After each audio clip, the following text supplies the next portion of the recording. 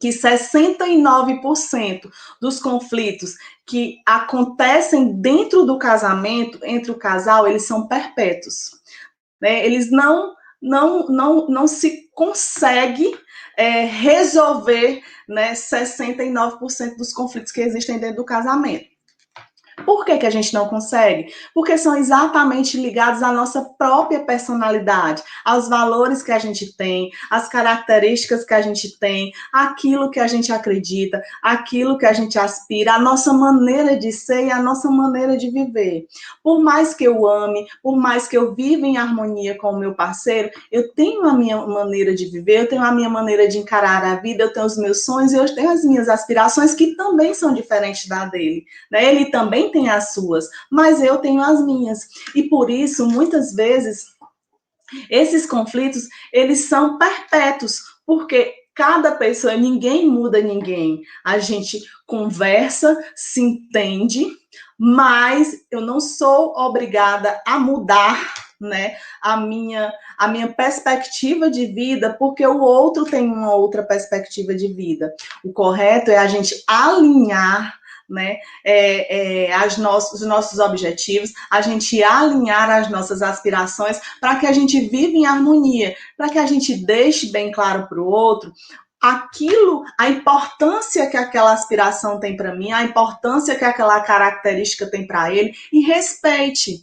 né? Respeite a idealização do outro, respeite as atitudes do outro, respeite os sonhos do outro. A gente precisa compreender que nós somos pessoas distintas, por mais que a gente seja um casal e que a gente vive em harmonia e que a gente tenha felicidade dentro do nosso casamento, mas nós somos pessoas distintas. Então, a gente tem vontades próprias, a gente tem aspirações próprias, a gente tem desejos próprios. E o que a gente pode fazer enquanto um casal é harmonizar esses desejos. É fazer com que, mesmo que eu não aceite o que o outro aspira, mas eu tenho a obrigação e eu tenho que ter o entendimento de respeitar e de tentar colaborar. Por exemplo, o meu marido, ele trabalha no setor público, mas ele tem um sonho, ele aspira, ele tem um salário fixo, ele ganha bem, a gente vive financeiramente bem, mas ele tem um sonho. Ele tem um sonho de ser empreendedor. Se eu vivo estável, se eu vivo feliz financeiramente, muitas vezes eu não concordo com o sonho do meu marido, porque se está tudo bem, por que eu preciso mudar? Mas é um sonho que ele tem, é próprio dele, né? É da mentalidade dele, é uma característica dele, é aquilo que ele quer.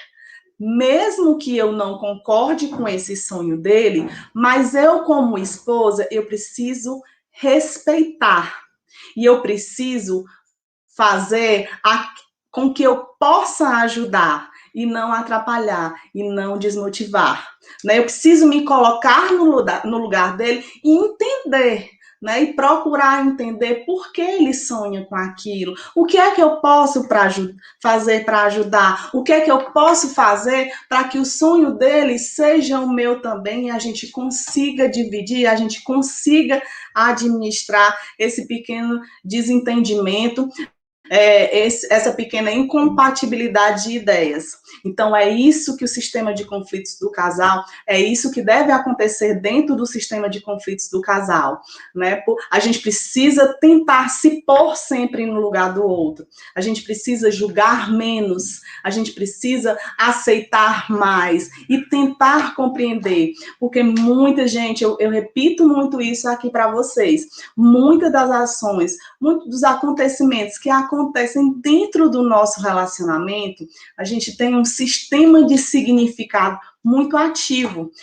Às vezes, nem sempre o que você acha que mas você interpreta daquela forma.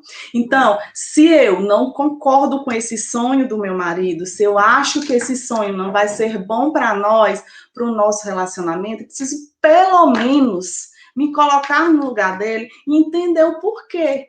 Por que ele está sonhando com aquilo? Por que ele tem aquele objetivo de vida? Para que a gente possa sentar, se entender e tentar, pelo menos, administrar esse pequeno conflito.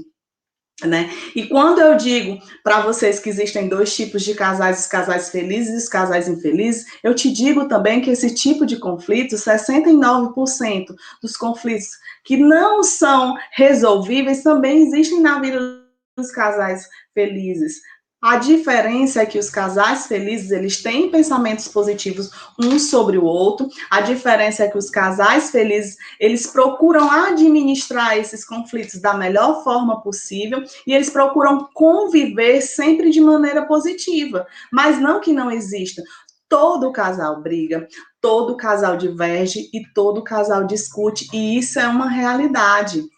E não pensem que eu estou falando aqui para vocês sobre relacionamento e que eu não brigo, e que eu não discuto, e que não há desavenças. Pelo contrário, eu falo sobre relacionamentos hoje com a propriedade de quem já viveu muita coisa difícil no relacionamento. Eu falo de relacionamento, de aceitar e de me responsabilizar pela minha parte e de decidir viver um casamento feliz com a propriedade de quem já viveu muita coisa difícil no relacionamento, com a propriedade de quem tem se dedicado muito, de quem tem estudado muito, de quem tem buscado boas experiências, de quem tem transformado, porque é isso que eu tenho vivido na minha vida, né? A partir do momento que eu decidi que eu queria viver um relacionamento tranquilo, um relacionamento harmonioso, foi uma decisão que eu tomei. E a partir daí, todo dia eu vou plantando ali, né? Eu vou regando aquela minha plantinha para que ela vá crescendo, para que ela vá se desenvolvendo e para que na nossa casa cada dia a harmonia reine mais, se Deus quiser.